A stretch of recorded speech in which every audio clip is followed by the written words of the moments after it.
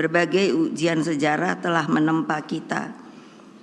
Apa yang telah kita alami selama 32 tahun rezim otoriter Orde Baru misalnya, itu ketika PDI, adalah gemblengan nyata terhadap ideologi, keteguhan dalam semangat juang, dan soliditas organisasi.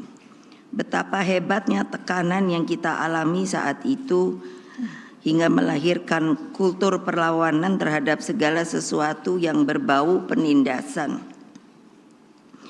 Watak dan karakter inilah yang muncul spontan ketika kita melihat ketidakadilan, kemiskinan, dan diskriminasi.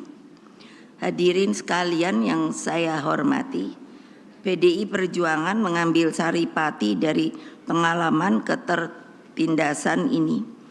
Melalui ulang tahun partai ini, kita menegaskan kembali pesan moral terpenting tentang jati diri PDI Perjuangan sebagai partai wong cilik.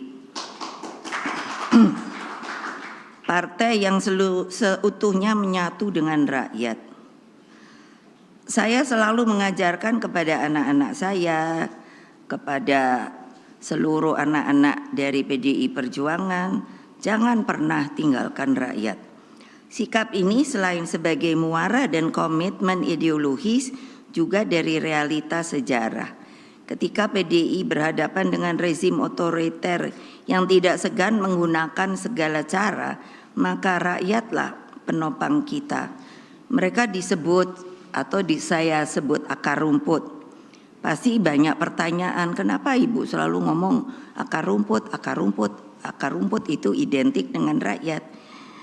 Saya orang pemerhati, sehingga hal kecil saja saya perhatikan. Dari kecil saya melihat, saya senang tanaman. Akar rumput termasuk simbol kehidupan. Saya selalu memperhatikan, dan rumput itu juga adalah makhluk Allah, dibuat oleh Allah Subhanahu wa Ta'ala. Apa coba? Rumput tidak pernah menyerah serta dapat tumbuh dimanapun.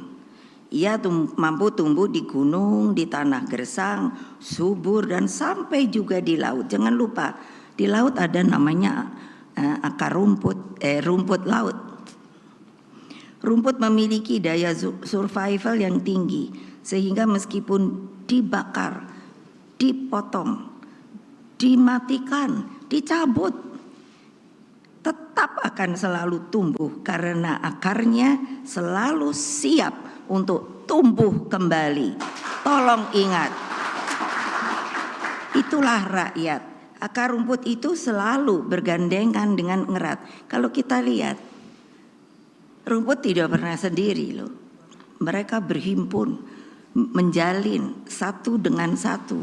Yang ini dicabut, yang ini merana, tapi tidak mati. Dengan erat, kokoh, kuat, dan sama dengan akar rumput di PDI Perjuangan, mengakar dan solid bergerak.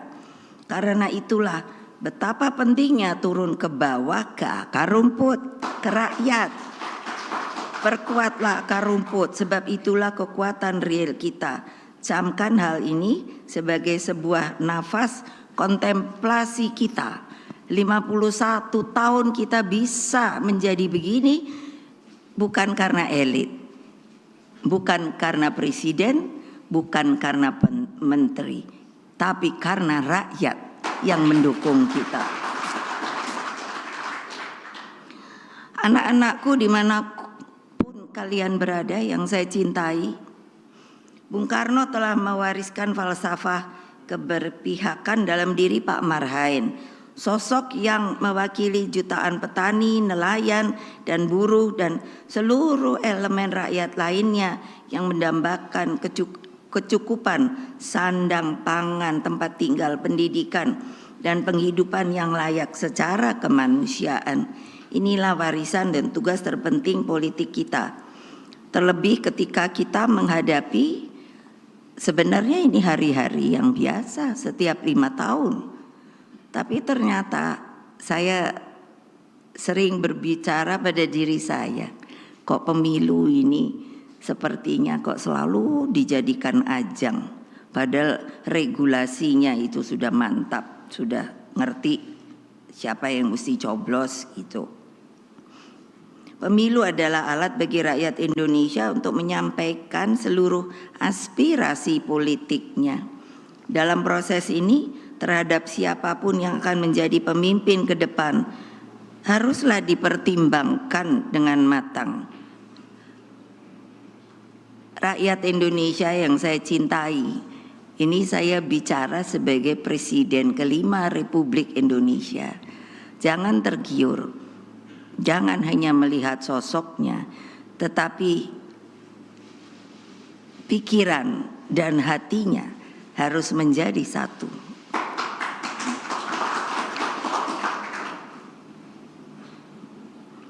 Cermati rekam jejaknya, moral dan etikanya, tanggung jawabnya, dan kemampuan memahami harapan lebih dari 270 juta rakyat Indonesia. Dalam keseluruhan, syarat-syarat menjadi pemimpin, PDI Perjuangan bersama P3, Perindo, Hanura, dan para relawan meyakini bahwa Bapak Ganjar Pranowo dan Profesor Mahfud MD lah yang memenuhi syarat itu. Mereka berdua satu kesatuan Dwitunggal, sebab tidak ada negara maju tanpa adanya pemimpin yang memperjuangkan hukum agar berkeadilan. Tidak ada negara maju tanpa kepemimpinan yang manunggal dengan rakyat. Coba kita pikirkan di seluruh dunia. Kalau ada pemimpin tidak menjalankan tugas dan kewajibannya dan justru tidak menaungi rakyatnya, pasti yang namanya negara itu lalu goncang.